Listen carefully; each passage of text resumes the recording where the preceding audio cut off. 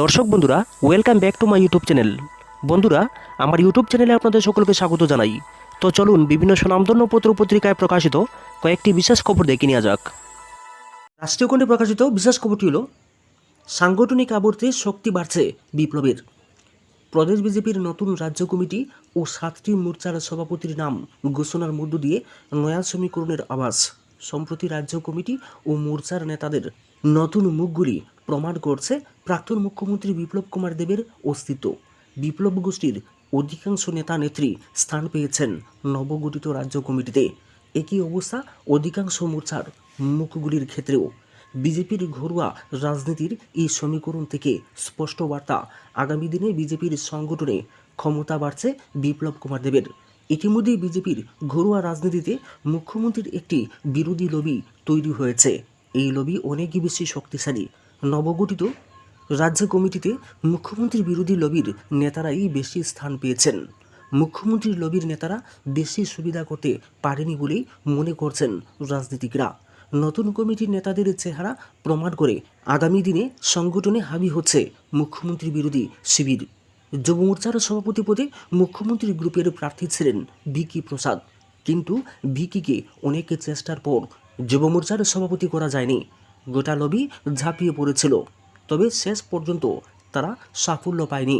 মুখ্যমন্ত্রী গ্রুপের অন্যতম সৈনিক পাপিয়া দত্ত, পাপিয়াকে দলের সাধারণ সম্পাদকের পদ থেকে সরিয়ে দেওয়া হয়েছে। এই মুহূর্তে দলের 3 সাধারণ সম্পাদক অমিত রক্ষিত, ভগবান দাস ও বিপিন দেববর্মা তিনজনই মুখ্যমন্ত্রী বিরোধী লবির। দলের মধ্যে মুখ্য ভূমিকা নিয়ে থাকেন সাধারণ সম্পাদকরা। এই পদে মুখ্যমন্ত্রী লবির কোনো নেতাকে বসানো যায়নি, বরং পাপিয়াকে সরিয়ে দেওয়া হয়েছে। মূলত রাজনৈতিকভাবে এটা পাপিয়ার অবনমন। এর পেছনে কারণ কি, এটা অবশ্যই বলতে পারবেন দলের থিঙ্ক ট্যাঙ্ক। এটা থেকে প্রমাণিত পাপিয়ার প্রতিও দলের শীর্ষ নেতৃত্ব খুশি নন। সাংগঠনিকভাবে তিনি প্রায় ব্যর্থ। দীর্ঘদিন দলের সাধারণ সম্পাদকের দায়িত্বে থাকলেও সংগঠনকে মানসিকভাবে বুস্ট আপ করতে ব্যর্থ। আগামী দিনে ভিকি প্রসাদ, পাপিয়া সহ মুখ্যমন্ত্রী লবির নেতারা নিজেদের হারানো জমি পুনরায় দখল করতে পারবেন কিনা তা নিয়ে সন্দেহ রয়েছে। কাল থেকে বসছে বিধানসভা, মথার অবস্থা নিয়ে আগ্রহ বাড়ছে। আগামী শুক্রবার থেকে শুরু হচ্ছে রাজ্য বিধানসভার শীতকালীন অধিবেশন। এইবারের অধিবেশন হবে 5 দিনের, অর্থাৎ শুক্রবার অধিবেশন শুরু হলেও শনি এবং রবিবার বন্ধ থাকবে। ফের সোমবার থেকে একটানা বৃহস্পতিবার পর্যন্ত অধিবেশন চলবে। বছরের প্রথম অধিবেশন হওয়ায় প্রথা অনুসারে রাজ্যপালের ভাষণ থাকবে। বছরে দুবার প্রথা অনুসারে রাজ্যপালের ভাষণ দিয়ে অধিবেশন শুরু হয়। একটা হচ্ছে বছরের প্রথম অধিবেশন এবং অপরটি হচ্ছে বাজেট অধিবেশন। যেহেতু নতুন বছরের প্রধান অধিবেশন, তাই প্রথা অনুসারে শুক্রবার রাজ্যপাল ভাষণ দেবেন। এরপর বিধায়ক প্রয়াত সুরজিৎ দত্তের প্রতি শ্রদ্ধা জানিয়ে শোক প্রস্তাব পাঠ করা হবে এবং সেই দিনের জন্যে বিধানসভা মুলতবি হয়ে যাবে। ফলে প্রথম দিন প্রশ্নোত্তর পর্ব কিংবা দৃষ্টি আকর্ষণীয় নোটিশের উপর আলোচনা থাকছে না।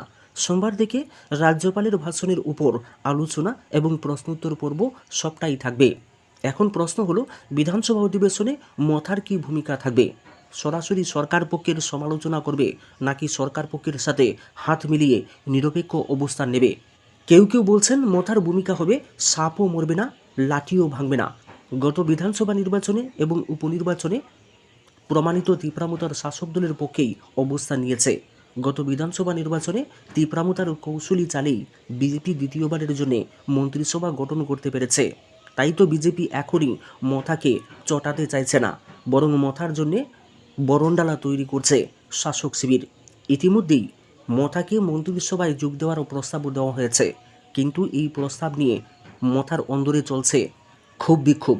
একটা পক্ষ সরাসরি মন্ত্রিসভায় যোগ দেওয়ার পক্ষে, আর অন্য পক্ষ চাইছে না এখনই মন্ত্রিসভায় সামিল হতে। খুদ প্রদ্যুৎ কিশোর এখনই তার দল মন্ত্রিসভায় যোগ দিক চাইছেন না।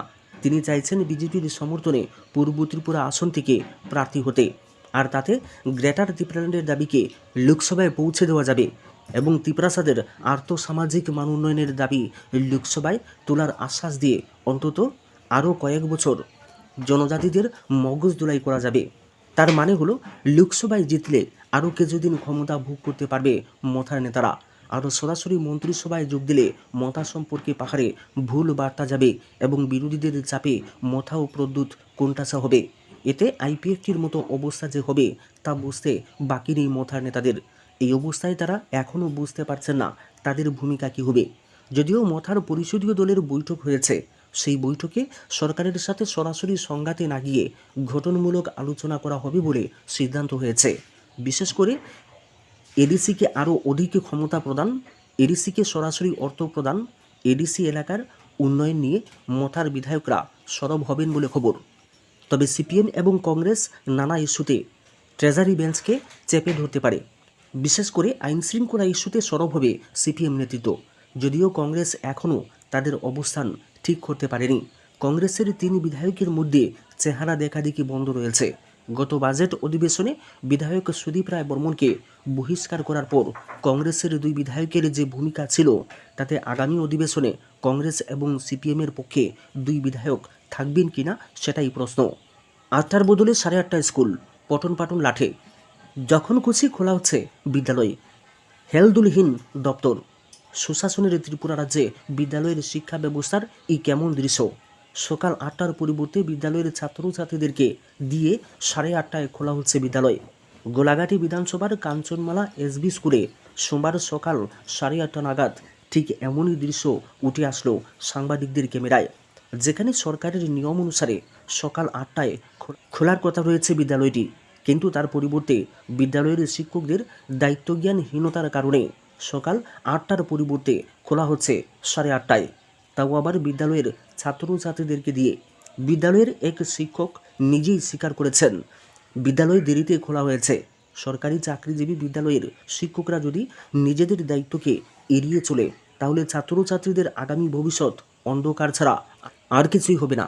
এদিকে গোটা এলাকায় বিদ্যালয়ের গ্রুপ ডি কর্মচারী কার্তিক ঋষিদাসের বিরুদ্ধেও একাধিক অভিযোগ রয়েছে। তিনি বিদ্যালয়ে আসলেও বিদ্যালয়ের ছাত্রছাত্রীদেরকে দিয়ে দরজায় তালা খোলানো থেকে শুরু করে বিদ্যালয়ের ফিল্টারে জল দেওয়া সব কিছুই করে থাকে ছাত্রছাত্রীরা। আর এদিকে বিদ্যালয়ের চতুর্থ পদ কর্মচারী কার্তিক ঋষিদাস সাহেবের মতো বিদ্যালয়ের এদিক ওদিক ঘোরাফেরা করেন। এই কাঞ্চনমালা এসবি স্কুলে সময় মতো ছাত্রছাত্রীদেরকে সব বিষয়ে পাঠদানও করা হয় না। এই নিয়ে গোটা এলাকার অভিভাবক মহলে তীব্র ক্ষোভ দেখা দিয়েছে। কাঞ্চনমালা এসবি স্কুলের এই দৃশ্য দেখে স্থানীয় এলাকাবাসীরা হতবাক, কেননা বিদ্যালয়ের ছাত্রছাত্রীদের অভিভাবকরা এই বিদ্যালয় থেকে কোনোদিনও এই দৃশ্যটি আশা করেননি। স্থানীয় এলাকাবাসীরা বিদ্যালয়ের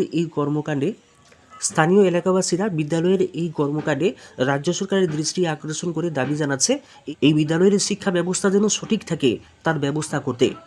সত্যের কলমে প্রকাশিত বিশেষ খবরটি হলো, দ্রুত ইন্ডিয়া জোটের কোঅর্ডিনেটর হতে চলেছেন নীতিশ, খার্গের সঙ্গে বৈঠক ঘিরে জল্পনা। ইন্ডিয়া জোটের চতুর্থ বৈঠকের পর তার গোসা হয়েছিল। তারপর রাহুল গান্ধী তাকে ফোন করেছেন, দীর্ঘক্ষণ কথা হয়েছে। এবার নীতিশ কুমারের মানভঞ্জনে আসরে নামলেন খোদ কংগ্রেস সভাপতি মল্লিকার্জুন খার্গে। বিহারের রাজনৈতিক পরিস্থিতি নিয়ে নীতিশ কুমার এবং লালু প্রসাদ যাদবের সঙ্গে ভার্চুয়াল বৈঠক করলেন কংগ্রেস সভাপতি। ইন্ডিয়া জোটের চতুর্থ বৈঠকের দিনই দেশের বিভিন্ন রাজ্যে আসন রফা নিয়ে রূপরেখা তৈরির জন্য ন্যাশনাল অ্যালায়েন্স কমিটি গড়েছিলেন খার্গে। কংগ্রেস সূত্রের খবর, সেই কমিটি বুধবারই নিজেদের রিপোর্ট খার্গের কাছে জমা দিয়েছেন। কমিটির রিপোর্ট পাওয়ার পরেই আসন রফার কাজ দ্রুত এগোনোর কাজটা শুরু করে দিয়েছেন কংগ্রেস সভাপতি। এই দিন বিহারে ইন্ডিয়ার 2 প্রধান মুখকে নিয়ে তার ভার্চুয়াল বৈঠকের মূল উদ্দেশ্যও ছিল আসন রফা।